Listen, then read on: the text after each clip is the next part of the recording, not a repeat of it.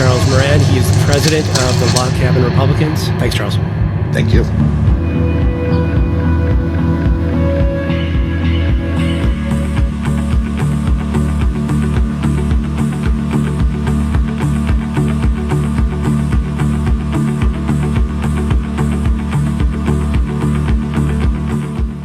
This is Morning Edition from NPR News. I'm Rob Schmitz. And I'm Steve Inskeep.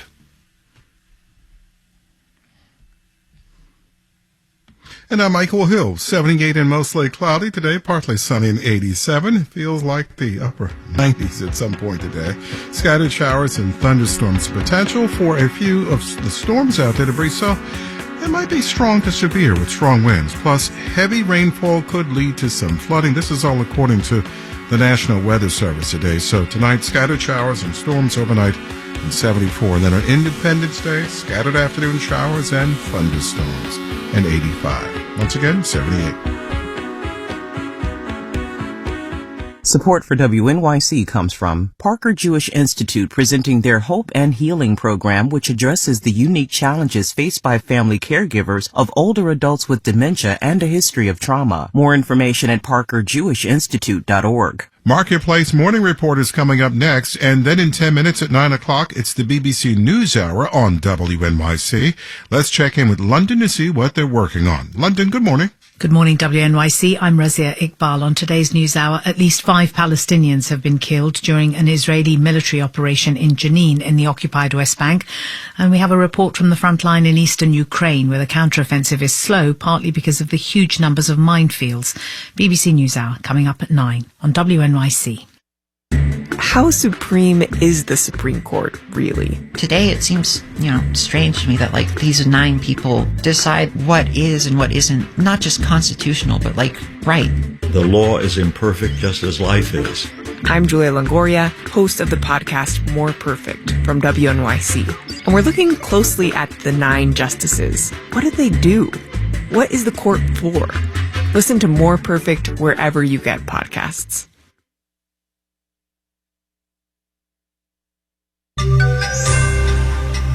What now for student loan borrowers? Marketplace Morning Report is supported by Charles Schwab. The people at Schwab are passionate about helping investors. Learn more at schwab.com/whyschwab.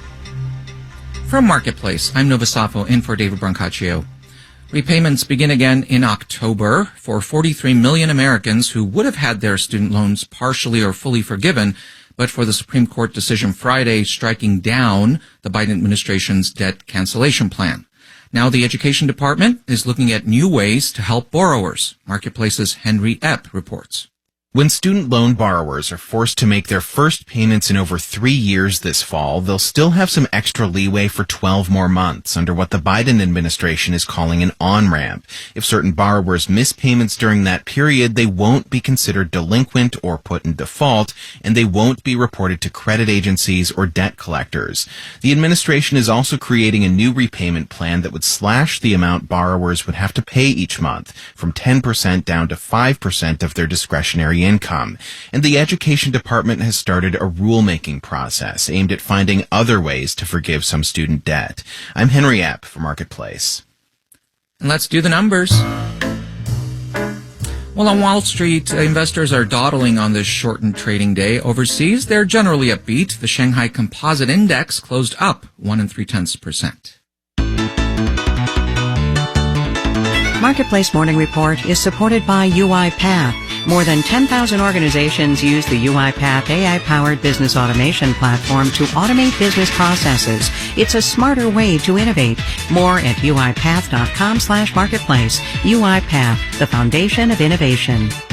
And by Angie, dedicated to helping homeowners find skilled pros to get home projects done well. Reviews, pricing, and booking at Angie.com or on the Angie app. Video games are bigger than movies and music combined. So what can the games and their industry teach us about economics, business, and careers? David Brancaccio sets off to answer that question in our series, Skin in the Game. Today, younger game developers and the economic forces changing neighborhoods. What you are looking at right now is a motion tracking suit. a full-body one. Suman Tedros is all velcroed up in a black jumpsuit studded with wireless sensors.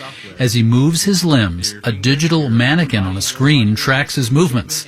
Suman, a high schooler, is learning how to use a motion capture suit to create a virtual character in a video game.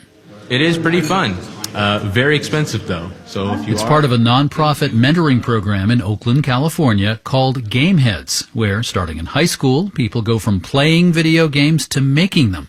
It's striking to see how students focus on creating games that draw from their lived experience. Some explore anxiety or grief or matters economic. Rogelio Lara was 16 when he came to Gameheads. The concept of the game is trying to explain to people gentrification in the eyes of a cashier. That's the best way of describing it.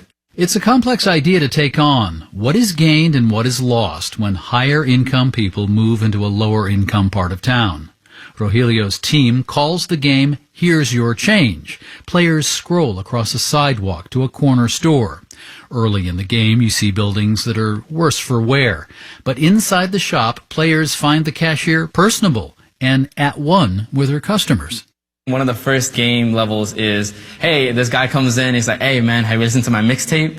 And it's like, we were having a little bit of fun here and there. But the idea premise is when individuals enter into this neighborhood, you get to know these individuals from a personal interconnected level, right? You get to understand the cultural aspect of it, the dialect, right, the slang. But as you continue to play the game, the next level then becomes more of a gentrified neighborhood. The student team created a series of dialogues between the customer, meaning you, the player, and the cashier. Enough back and forth bits of conversation, and the game takes you up a level, where the street view is getting spruced up. But here's the thing. As the neighborhood gets glossier, the interactions with the cashier get more formal. You have this sense of community where things are followed down to not necessarily strict laws, but more like unwritten social rules. But now as gentrification begins to start, these conversations are starting to disappear. This is a very, I need something from you, you need something from me. There's no personal level there. It's very kind of sad. Brandon, it was actually a cashier when we were making this game. So we asked him opinions on like, hey, is this a realistic conversation? That second voice is fellow student game developer Brandon Charles. He joined Gameheads while also working in a real place in Oakland owned by his family selling groceries and drinks. As the neighborhood attracted people with more money, he saw brands of bottled water at his store go upscale. Now, some changes were welcome, like the store starting to sell fresh fruit and vegetables, but he wanted his game to reflect the shift in tone he noticed. You get people coming in and be like, hey, do you have this product? And you're like, I don't even know what that is. Or you'll have people come in and be like, do you take this up a payment? I'm sorry, we don't. Tell me, how does the payment change over time in the game? So to start off, you can take credit card, but you can't take like things like Apple Pay or stuff like that. Then eventually that changes. And you end up being able to take Apple Pay in the second stage. And then towards the end, you can't take cash. You can only take like cards or Apple Pay or just more electronic-based stuff. Where in the beginning it was very focused on the cash format. You had to actually like get change and stuff like that, which is where the phrase "Here's your change" comes from.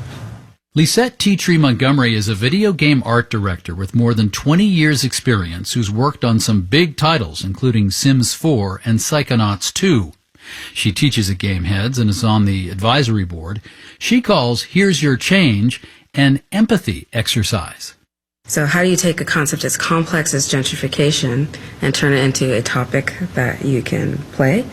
Well, you hone out on the verbs, the words of things that the player can do, sell, buy, then distill that into a specific moment or scene or experience that they can turn into a playable experience or game. Rogelio has just finished college, wants to teach, and to develop video games to help him do that. As for Brandon, at some level, he's living the dream.